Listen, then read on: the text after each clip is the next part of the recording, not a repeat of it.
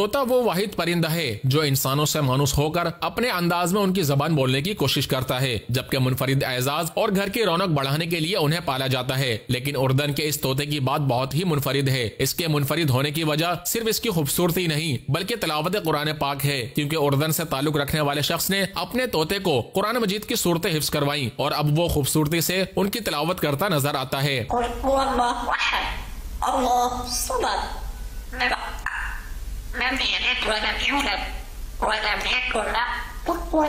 तोते पालने वाले के मुताबिक वो दंदान साजी का काम सीखने के दौरान कुरान मजीद की तिलावत करते थे, जिसे तोते ने सीखा और अब वो सूरह इखलास, सूरह तकासुर, सूरह फातिहा समेत दीगर सूरतों की तिलावत करता है, जबकि अल्हम्दुलिल्लाह के अल्फाज भी दोहराता है। यकीनन अल्लाह अज़्ज़ा व जल के पाक कलाम कुरान करीम की तिलावत करता यह मुनफरिद तोता रब्बुल आलमीन की कुदरत का मुंह बोलता सबूत है। صلي لربك وانحر مشارعك والأكبر